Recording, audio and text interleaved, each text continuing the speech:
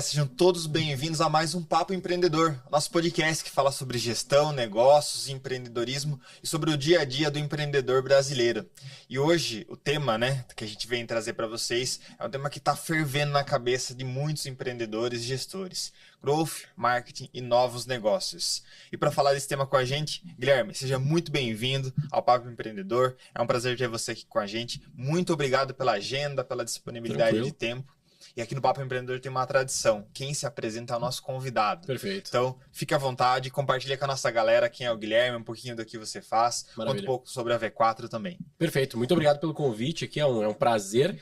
E, bom, me apresentando aqui nesse momento para a câmera, depois a gente volta aqui para um papo mesmo, que é a ideia aqui do podcast. Mas meu nome é Guilherme Lippert, sou cofundador da V4 Company. A V4 é uma assessoria de marketing e growth, a gente assessora hoje pouco mais de 6 mil empresas a venderem mais através da internet. Então a gente faz isso hoje há 12 anos mais ou menos, e talvez a parte mais disruptiva do nosso negócio, depois eu posso contar essa história, é a parte de franquias, A gente tem um modelo de franquias com 250 unidades que operam, fazem o processo de marketing, de growth, de vendas para essas 6 mil empresas. E eu, pessoalmente, sou cofundador, sou um dos sócios e hoje cuido da frente de Product Marketing. Então eu monto os serviços da V4 e a forma como os nossos franqueados vão vender, oferecer e também implementar esses serviços para os nossos clientes. Muito bom.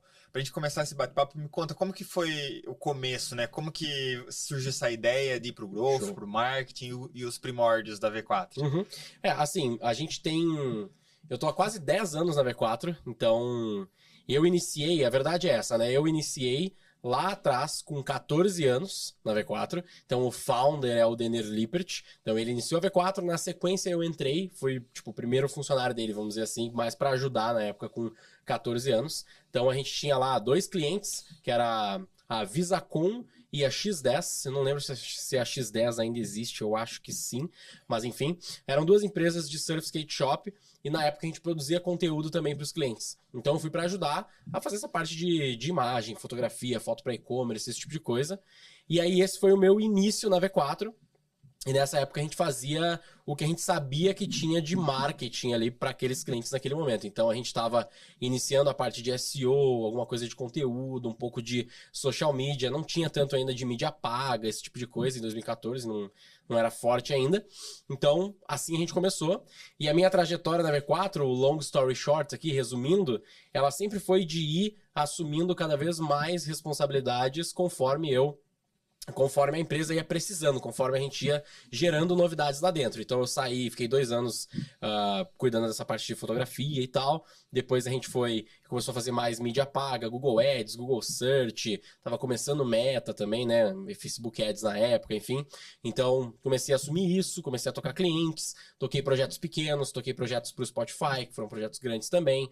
Então eu fui passando por toda essa parte técnica da empresa e acabei aí ao longo dos anos me tornando, de certo modo, uma referência técnica ali, pelo menos internamente. Em alguns momentos para o mercado, algumas pessoas me reconhecem como referência técnica em algumas coisas também, mas o meu foco sempre foi me desenvolver em como dar mais resultado para o cliente. Então essa é a minha parte da história dentro da V4 e até hoje, depois de esses 10 anos, por ter participado muito, ter implementado muitos processos de growth para essas empresas, eu acabo hoje desenvolvendo quais serão as próximas soluções para os clientes, buscando sempre o que tem mais para fazer, o que tem mais que dá resultado para todos os tipos de empresa.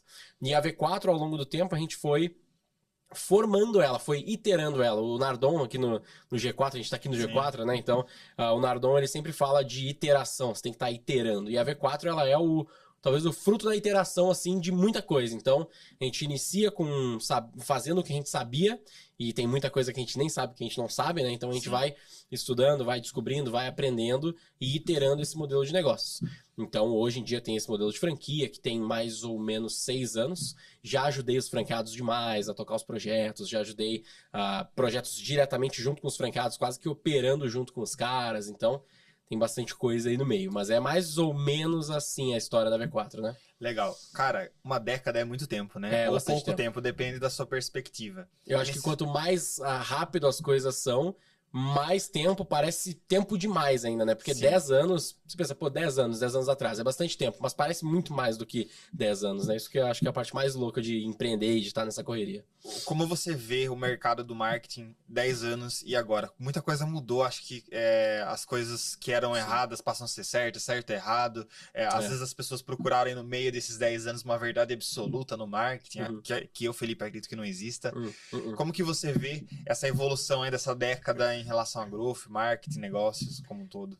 Cara, na prática, assim, principalmente falando de marketing digital, que é muito do core da V4, é muito do que eu tô inserido, a empresa tá focada em executar, eu acredito que a gente foi evoluindo muito no que diz respeito à tecnologia de marketing.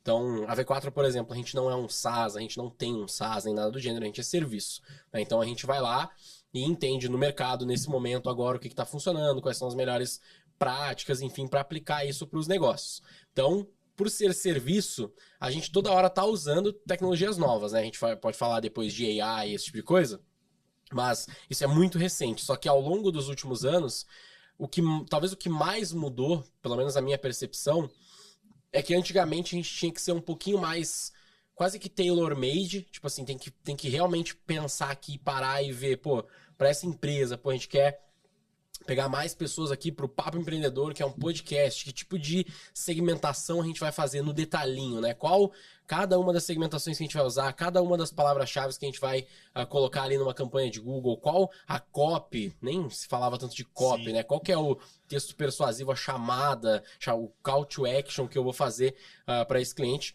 E isso era muito hands-on lá atrás, e tu conseguia mexer muito no detalhinho, não que tu não possa mexer no detalhinho hoje, mas eu tenho a percepção que cada vez mais a gente tá mudando pra, tipo assim, deixa a ferramenta trabalhar, deixa a ferramenta fazer o negócio e pensa de uma forma mais estratégica e mais macro, sabe? Então a gente fica... Vou dar um exemplo bem técnico, é bem tático até, é bem operacional até, na verdade. Que é tipo assim, se tu vai fazer uma campanha numa meta hoje, tu tem várias formas de configuração dessa campanha que são formas mega automatizadas. A galera que manja lá de tráfego vai falar, pô, público advantage, orçamento CBO, não sei o que, um monte de coisa técnica chata que pra muita gente às vezes tu não vai aprofundar nisso, mas a característica em comum entre essas novas features é que elas são muito automatizadoras do processo. Então, um público advantage que eu falei aqui é tipo assim, quase que tu não precisa selecionar um público, e ele vai funcionar conforme o Facebook achar melhor, conforme a Meta achar melhor. O que, se parar pra pensar, é até meio estranho, né? Tipo, pô, como é que eu não vou escolher o público, eu não vou escolher a pessoa que eu vou fazer o target para que eu vou anunciar e a pessoa que eu não quero anunciar? Não, cara, não precisa escolher, deixa o Facebook trabalhar. Não é a única campanha que você faz hoje, não é o único jeito de trabalhar, mas cada vez mais isso tá surgindo e funciona. Então, eu sinto que ao longo do tempo, não é para dizer que ficou mais fácil necessariamente, mas é mais fácil de iniciar, com certeza, e talvez um pouquinho mais difícil de masterizar, porque tem muita coisa, tem algumas faltas de informação, eventualmente, mas isso das ferramentas estarem cada vez mais se atualizando e cada vez com mais frequência, e aí uma inteligência artificial generativa chegando também para ajudar um pouco mais nesse sentido, tudo isso torna o processo que a gente vai ter que entender muito mais quais são as melhores ferramentas e a melhor stack de ferramentas que eu vou usar para o meu negócio, do que antes era muito mais, talvez, como uma forma tradicional de qual é a chamada para ação, qual que é o gancho que eu vou usar, que eu vou pegar o cliente, ou qual que é a segmentação misteriosa do Facebook para funcionar. Isso é bem menos hoje, e é muito mais uma questão estratégica e macro mesmo. Muito bom. E qual é o depara do empresário que contrata, por exemplo, a V4? Porque, vou dar um exemplo bem tosco, né? Às vezes o cara fala, não, vou contratar um marketing e acha que a partir de amanhã tem rios de dinheiro caindo na conta e que tudo se faz sozinho. Isso mudou? Você percebe que os empresários estão tendo uma visão mais consciente do que é marketing e de quais são as estratégias interessantes para o seu negócio? Ou tá mais ou menos da mesma forma que era 10 anos atrás? Não, da mesma forma, eu acredito que não estava, mas o empresário e o empreendedor no geral, principalmente aquele que não é um nativo digital, né? Vamos pensar, sei lá, um varejista, vamos pensar o dono de uma empresa de serviço local ou algo do gênero assim, o cara que tem uma indústria. Pô, essas pessoas, elas ainda têm uma dificuldade, eventualmente, para entender como que funciona cada uma das coisas, mas antigamente a gente tinha muito que vender a ideia de que o digital funciona. Ficar, não, confia, dá certo, gera lead ou gera venda, vai trazer receita. Eu acredito que a gente já passou isso. Tipo, todo mundo sabe que, pô, o digital não é o futuro, é muito mais do que o presente até, né? Então, dá resultado, dá. Eu acho que o que a gente tá hoje é uma falta do conhecimento daquilo que realmente funciona, e que isso é difícil mesmo, porque para cada negócio isso vai mudar muito. Tem testagem também, né? Não, testagem, né? totalmente. Não existe a bala de prata, isso nunca existiu, e eu tenho a dizer aqui, acredito que todo mundo concordaria comigo, quem manja um pouco mais ali de marketing, já fez alguma coisa, não existe a bala de prata, nunca existiu e provavelmente nunca vai existir, né? Mas pelo menos a gente saiu desse momento em que a galera não tinha nenhuma noção, talvez, se funciona ou não, o que é mágica ou não é, tipo isso, beleza, funciona, existem os gestores de tráfego, que é só um pedacinho do processo, isso é importante falar, né? Gestor de tráfego, isso não é necessariamente marketing digital growth, isso é um pedacinho pequeno do processo, que é extremamente relevante, mas a galera já começa a conhecer e entender um pouco mais. Então agora é uma questão de desenvolver um consciente coletivo, sabe? Pensa assim, se eu falo carro, todo mundo que está nos ouvindo aqui, seja 100 mil pessoas, quando você fala carro, todo mundo entende mais ou menos, cada um vai pensar num carro diferente. Mas todo mundo vai pensar numa média parecida, né? Vai ser um veículo, provavelmente retangular, e provavelmente com 4 rodas, isso é um carro. Não é com 2 rodas, porque isso é uma moto. Todo mundo sabe que é uma moto. E não é com mais rodas, porque daí provavelmente vai ser, sei lá, um caminhão ou algo do gênero. Então, existe um consciente coletivo do que é um carro. Mas não existe exatamente um consciente coletivo do que é marketing, do que é growth, do que é marketing digital, sabe? Então, às vezes, se tu fala marketing, a pessoa fala, pô, pra mim marketing é gestão de tráfego. Que também faz parte do marketing, mas não é marketing. E você acredita, né, que vocês, do marketing, têm um papel de educar o mercado nesse sentido? Claro. Dá um exemplo. Uma pessoa me falou semana passada, Fê, quero contratar uma agência de marketing para fazer tráfego pago, fazer vídeo, e falou 25 coisas. Eu falei, tá, pera, calma. Acho que você precisa entender o que você quer primeiro. Precisa, né? O que você tá pensando pro seu negócio, e acho que você tá com a informação um pouco confusa. Mas falei, fala com 3 pessoas aqui, 3 contatos que podem te ajudar. Também não ia ficar explicando pro cara muito. Justo, vai dar uma aula, né? Assista o podcast lá depois. Você acha que vocês têm esse papel de educar também o mercado para o empresário entender um pouco e ter esse consciente coletivo? A gente dá muito valor para tentar ter do que a gente chama de controle da narrativa. Então, sempre que a gente vai fazer uma página de venda, sempre que a gente vai fazer um vídeo, um lançamento, alguma coisa do gênero assim, da V4, a gente tenta trazer um pouco mais desse consciente do que a gente está falando, daquilo que a gente está querendo implementar nas empresas. Porque o nosso trabalho, ele não funciona se o empresário não comprar e não compreender e não entender também. Então, ele não vai funcionar. Não é um trabalho a 4 mãos, sendo 2 minhas e 2 de Deus. Não, tem que ser 2 minhas, 2 tuas, e a gente vai junto pegar isso aqui e vai fazer funcionar. Então, a gente constantemente tem que estar explicando, ensinando, eventualmente balizando em algumas coisas de expectativa o cliente. E isso é um trabalho constante da V4. A gente recentemente adquiriu a Stage, que era uma empresa do Grupo Primo. Legal. Que é uma empresa de educação.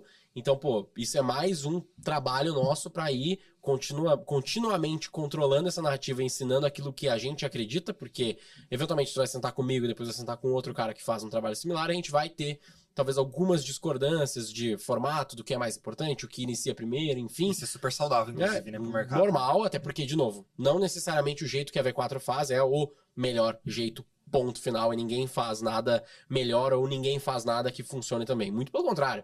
Um monte de gente que não é V4 faz um serviço similar e vai dar resultado também. E tá tudo bem. Mas a gente tem a nossa forma e a nossa ideia, a nossa narrativa, o nosso jeito de pensar e operar, e a gente busca cada vez mais desenvolver isso no mercado.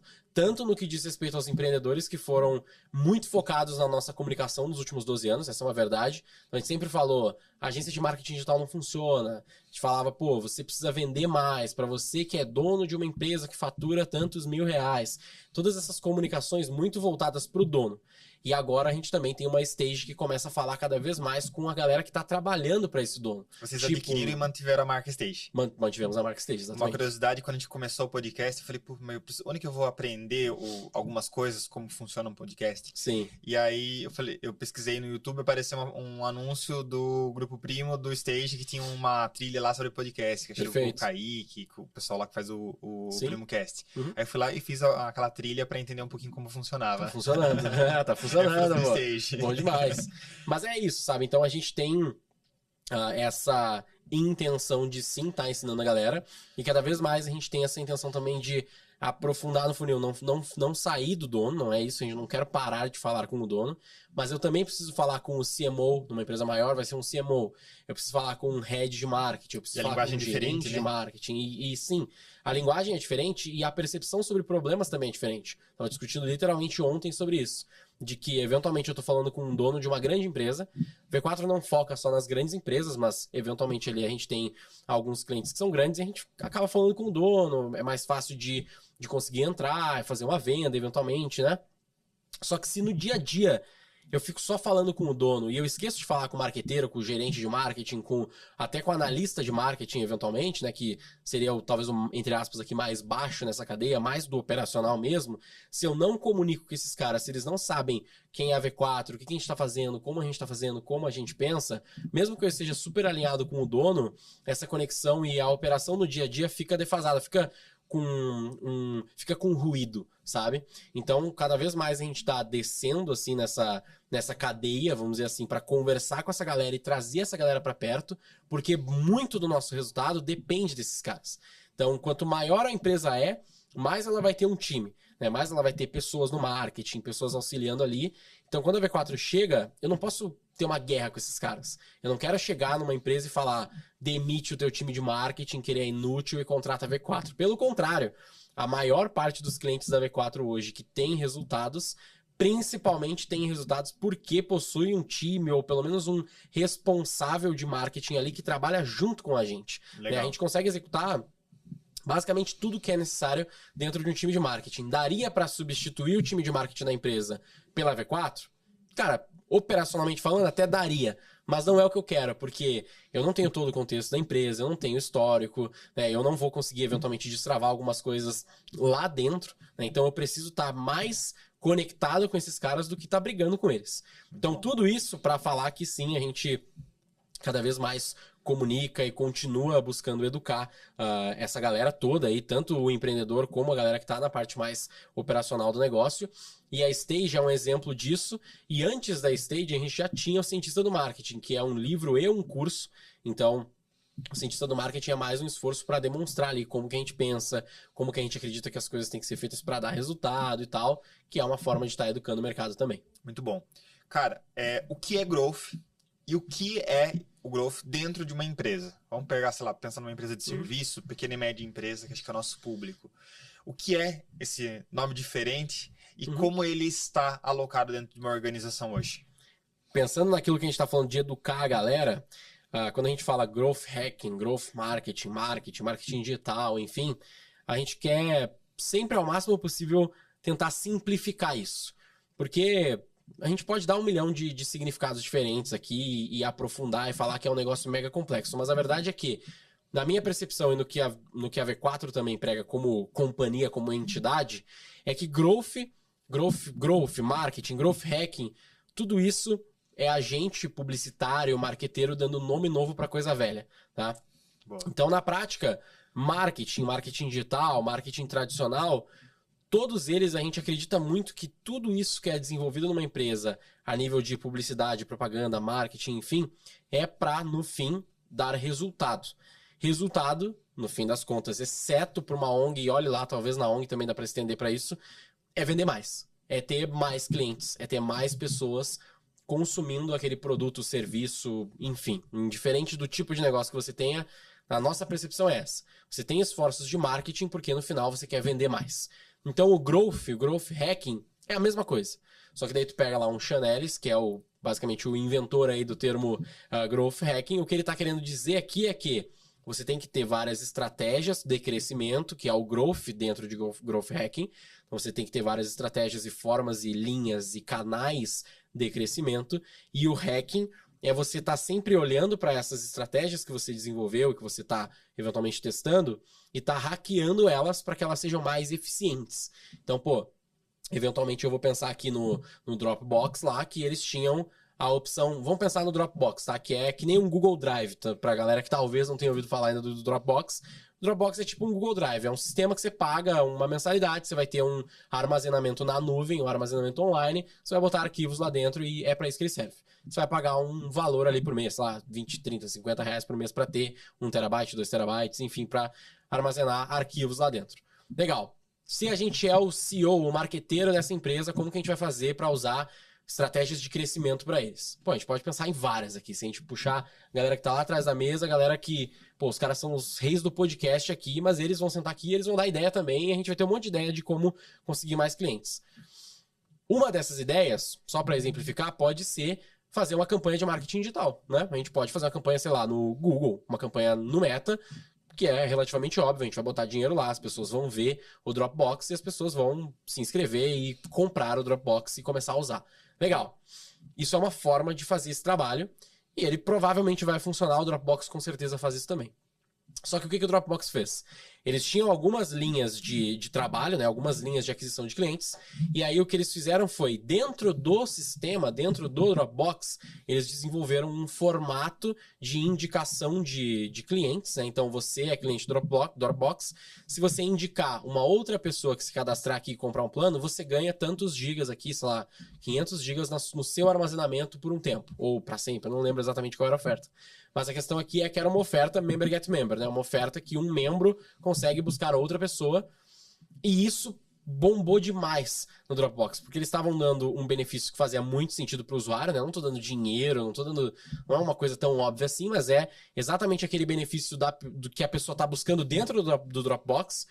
E isso fez com que eles crescessem demais. Então, quando o Chanelis conta esse case no livro, por exemplo, ele tá falando disso. Pô, eu posso usar vários canais desses tradicionais, e todos eles são importantes, você tem que usar, mas a gente tem que estar nessa mentalidade de, cara, será que não tem um jeito de eu hackear aqui e trazer um crescimento mais acelerado e com o menor custo possível? E nesse caso aqui, o custo que eles têm, você basicamente de servidor, que com certeza é infinitamente mais barato do que você pagar o Google para trazer um novo cliente. Sim. Você vai fazer os dois, né? Não é um mas ou esse aqui outro. não é um ou outro, é normalmente um e outro, né?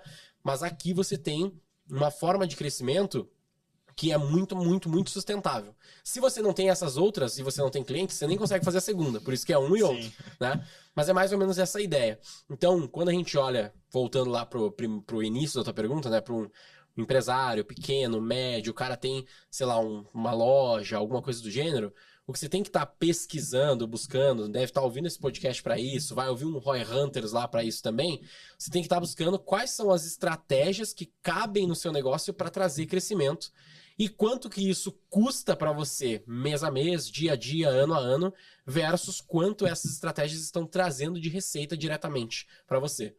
Se essa conta no final é positiva, ou seja, você está investindo e tá voltando mais do que pelo menos, né? Você tá voltando 2, 3, 4 vezes o valor que você tá botando, bota mais dinheiro. Ah, mas qual estratégia a gente tá falando aqui? Whatever, não importa. É a estratégia que funciona pro seu negócio.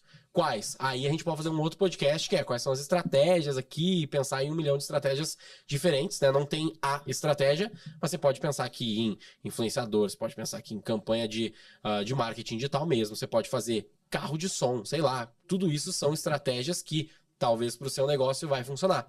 O que você tem que pensar é, indiferente da estratégia que eu estou fazendo, quanto que eu gastei, quanto que ela trouxe. Essa relação, um menos o outro, ela está sendo positiva? Se sim, tá tudo bem.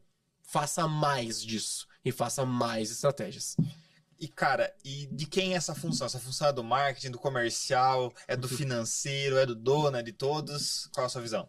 Eu gosto de pensar que o foco do crescimento da empresa, ele tem que ser da copeira ao compliance, a gente brinca assim, né? Então tem que ser de todo mundo, essa é a verdade. Claro que, quando a gente fala isso, é bonito dar corte, sei lá, né? É interessante pensar assim, pô, da copeira ao compliance, é até um trocadilho e tal. Todo mundo tem que pensar nisso. Mas é óbvio que, sei lá, o cara do financeiro, muitas vezes ele não vai ter uma atividade de fato diretamente relacionada com obrigatoriamente trazer mais crescimento para o negócio, que nem o CMO, que nem o cara do marketing, que nem o cara de mídia, óbvio.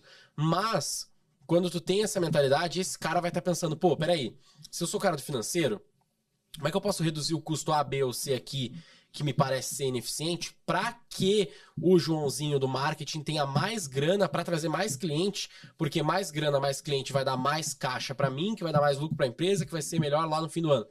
Pô, legal. É que senão o cara só tá lá pagando conta e foda-se, sabe? Então, desculpa o palavrão que eu não sei se pode, né? Super permitido. Então, beleza. Então o cara vai ficar ali fazendo só a função dele. Então, quando a gente tenta integrar cada vez mais a empresa como um todo e mostrando isso para eles, tem um exemplo da própria V4 aqui que eu acho que é legal para demonstrar como a gente tenta fomentar isso ao máximo na nossa empresa e é o que a gente, entre aspas, vende aqui como ideia para os nossos clientes. A gente todo mês tem o nosso monthly, que é uma reunião mensal, nos casos, né? Completamente redundante o que eu tô falando agora. Mas esse monthly, ele é uma reunião que basicamente a gente traz ali alguns updates, enfim, do mês, de metas e tal. Mas o principal é eles saberem quem tá fazendo ali como estão as linhas de receita que a gente tá trazendo pra empresa. Então, o que tá batendo meta, o que não tá, o que tá acima da meta, o que tá faltando, que a gente tem que correr atrás. E quem participa desse monthly? A empresa inteira, literalmente. Então é o cara de tech que tá fazendo o back-end de um sistema financeiro XPTO que ele nem sabe o que é marketing direito, mas existe esse cara na empresa. Vocês replicam isso para as franquias? A gente faz isso nas franquias, os franqueados fazem isso, então todos os franqueados é aquela coisa, né? Tem alguns eventualmente falham e tal, mas o processo, obviamente, é esse, né?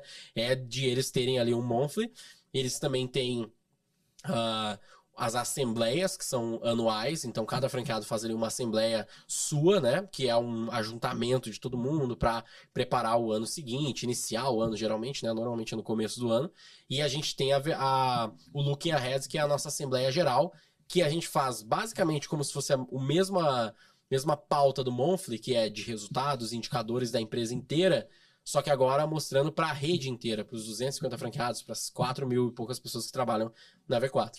Então, de fato, na nossa visão, tem que estar no olhar de todo mundo tem que entender sobre isso e estar se preocupando com o crescimento da empresa, mas vão ter as pessoas que são, ou melhor, não é nem mas, vão ter as pessoas que estão ativamente mexendo nesses indicadores. O time de vendas vai estar lá vendendo, o time de marketing vai estar lá pensando nos próximos hacks que eles vão usar dentro das suas estratégias para trazer um crescimento mais acelerado.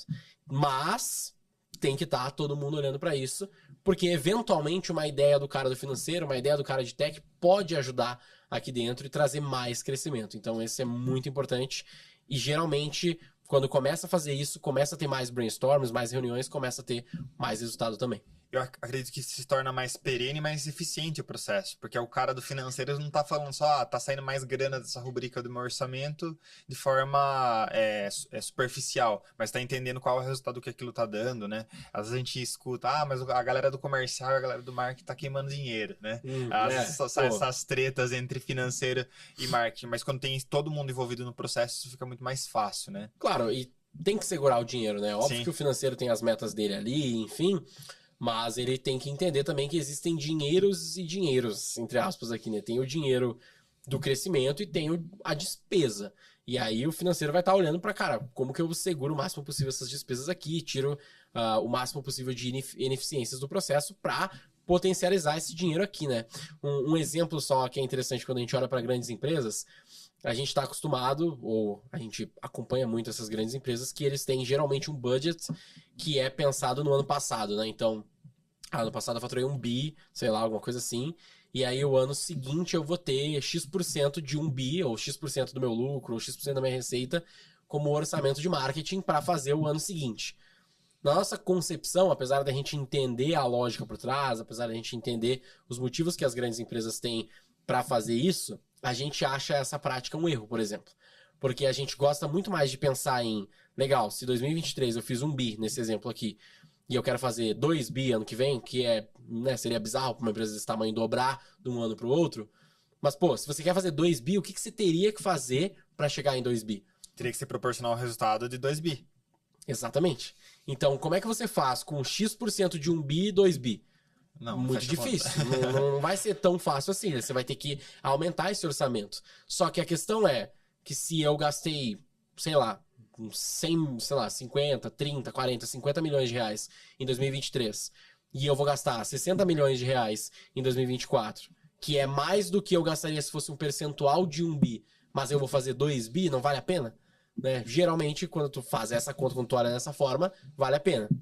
Claro que executar não é uma coisa tão fácil. Sim. Naturalmente, tu, trazer um crescimento desse tipo aqui é um desafio muito grande. Mas aí que é legal, essa que é a discussão. Pô, se a gente tá fazendo um bi... Né? Não é uma ciência exata, mas se a gente tá fazendo um bi, se a gente tá fazendo 100 mil reais, se a gente tá fazendo 1 milhão de reais no ano, whatever, pô, quanto que você quer chegar?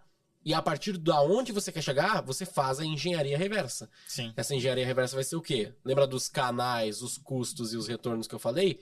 Resumidamente aqui, você vai estar olhando para esses canais e vendo quais desses aqui são os meus mais lucrativos que eu posso aumentar mais o investimento neles e quais são novos canais que eu vou começar a adicionar aqui para trazer mais receita, né? Cara, no dia a dia, eu atendo muito cliente que está começando quer abrir sua empresa, quer começar seu negócio.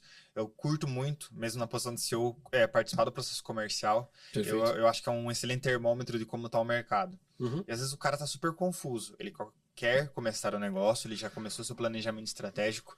Às vezes nem sempre ele tem um investimento suficiente para contratar uma consultoria ou para fazer uma mentoria sobre como ele desenvolve o negócio dele. Uhum. E aí ele tá ali cheio de informações que ele pegou nos 25 gurus que ele tinha na internet.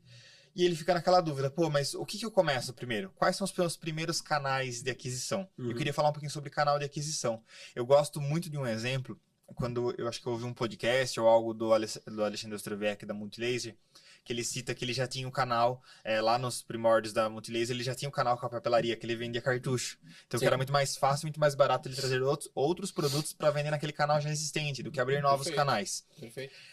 Vamos falar um pouquinho de canais de aquisição de cliente e quais são as estratégias, eventualmente, para potencializar cada um deles. Eu sei que existem inúmeros, mas dá para a gente pegar os principais. Aí que tá. Essa já é uma boa pauta, né? Os principais. Depende. Os principais para quem, em que sentido, com qual indicador que a gente tá falando, né? Porque, eventualmente, o que é principal pro teu atual negócio não é o principal da V4. Sim. E assim como o meu principal não vai ser o principal pro cara que tá me ouvindo. Entendeu? Então, a primeira provocação que eu faço aqui é...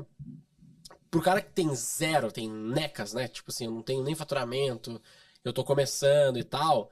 Esse cara talvez seja o mais difícil para ele começar, porque de fato, eventualmente não tem grana, eventualmente o cara não consegue ter uma papelaria que ele já vendia antes, né? Isso é uma premissa muito grande, o cara já tem um canal desse tipo para vender para novos clientes, mas para os mesmos clientes, mas a gente vai chegar nisso. Então, para esse cara, ele vai ter que começar a pesquisar e entender quais são os canais mais baratos para se iniciar. Um exemplo de um canal extremamente barato, funcional, e que dá muito trabalho para executar, mas é o que dá para fazer, né? Quando você não tem dinheiro, é o outbound.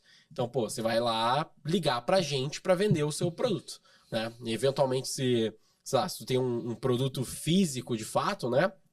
Você vai começar talvez uma mídia social, tentar fazer uns conteúdos, vídeos e dar uma engajada nas pessoas para que elas tenham as primeiras compras, né? Então, você vai ter que começar a pensar em canais de aquisição que você não tenha o gasto de dinheiro, mas você vai ter daí o gasto de tempo, gasto de esforço e de um faturamento baixo no início. Essa é a dificuldade para quem não tem grana. Como é que a V4 começou lá atrás? A V4 começou assim. Eu presto serviços, o bom de serviço é que tem uma margem um pouco maior, né? Então isso já facilita. Qualquer serviço que eu vender já é sabe, aquele fôlego assim, tipo, beleza, vendi o primeiro aqui, top. É mais fácil do que, sei lá, talvez vender um iPhone, que é uma competição gigantesca, é difícil, margem apertada, você vai vender um iPhone, você vai ganhar 100 reais, e aí você deveria estar pensando em vender 100 mil iPhones para daí começar a fazer sentido. É claro que eu exagerei aqui, mas a graça do serviço é essa. Então, a V4 começou com o outbound. Então a gente ligava lá pegava contato no Google Maps, enfim, pegava contatos de empresas na região e começava a ligar.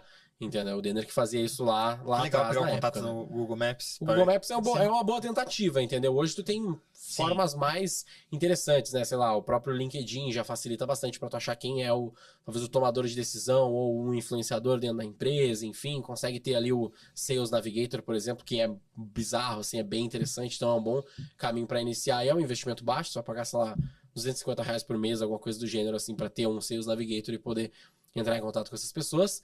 E depois você vai começar nos canais que são pagos e que você vai começar a ter um investimento um pouco mais investe e tenta fazer um retorno para reinvestir nesse canal. E aí, de fato, quando a gente pensa em canais que você pode investir, você vai ter várias formas. Você tem os canais digitais, você tem os canais como canais de eventos, esse tipo de coisa. Você tem os canais mais tradicionais, como uma eletromídia, um out of home, uma TV. E aí, basicamente, na ordem que eu falei aqui, são os canais mais baratos para os mais caros, né? Então, por exemplo, se tu tem alguma grana, tem um amigo meu que tem um e-commerce que ele tá abrindo de roupas e tal. Ele tá gastando questão de 2, 3 mil reais por mês com um carinha lá que tá ajudando ele no tráfego, porque ele não manja, e um cara e esses outros 2 mil reais ele tá botando em mídia, né? Ele não faturava nada, e ele tem uma graninha, e ele tá começando a fazer assim. Cara, é uma estratégia, é um formato, entendeu? E aí você vai começar a fazer campanhas ali no Meta, no Google, enfim, e é um caminho a se utilizar, né? Esse é bom porque a partir do momento que você começa a gerar as primeiras vendas, nesse caso dele, por exemplo, ele fez ali o primeiro mês, ele gastou, sei lá, R$ 1.000, alguma coisa do gênero assim, levou todo mundo pro WhatsApp, que é uma estratégia interessante. Você vai investir em Meta e vai levar as pessoas pro WhatsApp. E aí ele já conseguiu 100 pessoas, 100 e poucos contatos, eu acho, no WhatsApp de pessoas interessadas em comprar o produto dele. Pô, isso é muito valioso, né? Porque apesar de ser R$ 1.000 e ele não ter faturado tanto ainda, ele tem 100 contatos agora pra ir trabalhando essas pessoas, e mês que vem vão ter mais contatos, e assim ele vai retroalimentando isso, e todas as pessoas que comprarem vão gerar receita, essa receita ele vai pegar uma parte, vai reinvestir, e ele consegue criar o que a gente chama de loop de growth, né? Então, você investe X reais num canal, e aí você vai trazer ali contatos, pessoas que estão interessadas no seu produto ou no serviço. Dessas pessoas, algumas delas vão comprar, geralmente a menor parte, então, porque é difícil mesmo, principalmente canais que são de mídia paga, você vai ter poucas vendas, uma baixa taxa de conversão no início, principalmente. E aí, dessa galera que comprou, você vai pegar o máximo possível desse dinheiro que sobrou, dessas compras, para reinvestir no mesmo canal, pra trazer mais pessoas, trazer mais receita, e assim você vai crescendo o seu negócio, até que daqui a pouco, sei lá, você pode ir pensando aqui num negócio que você quer ganhar dinheiro, né? Você vai começar a pegar um pedaço disso como lucro, mas no início, o importante é você buscar reinvestir o máximo possível nesses canais para acelerar o crescimento. Trazer mais crescimento. Porque não adianta também você ter 30, 40, 50 mil reais de faturamento com 15 mil reais de custo, você ganha 15 mil reais por mês, mas é um negócio mega frágil, mega pequeno, que se amanhã você desligar as campanhas, você não tem mais dinheiro, né? Então isso é um cuidado também que a gente gosta de falar para os empresários, de cuidar para não ter o ego, né? Uma relação de ego no seu faturamento, só no seu lucro. Você tem que pensar principalmente em como que você constrói uma máquina de vendas, uma máquina de aquisição de clientes que você consiga deixar ela rodar sem necessariamente ter ali a sua interferência, sabe?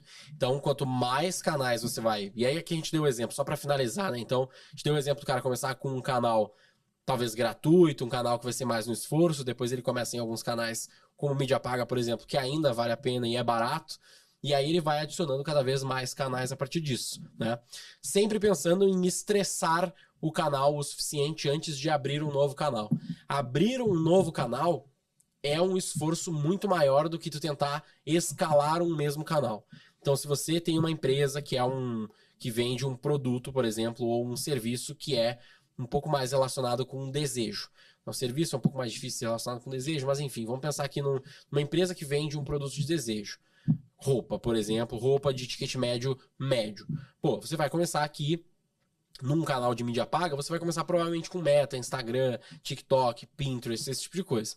Se você achar uma veia aqui, você achar uma forma de fazer essas campanhas que vai fazer o seu negócio vender, é muito mais importante que você tente escalar esse canal, ou seja, colocar mais dinheiro nesse mesmo canal que você encontrou, do que você começar a abrir o Google e depois ir pro, sei lá, para influenciadores e daí para eventos e tal, e investir um pouquinho em cada canal. É importante que você vá escalando, porque conforme você vai escalando, você vai gerar mais receita, vai ser mais interessante pro seu negócio, e é um canal que você já sabe fazer, e chega uma hora, isso é um ponto importante também da galera saber, que quanto mais você vai investindo no canal, mais difícil fica.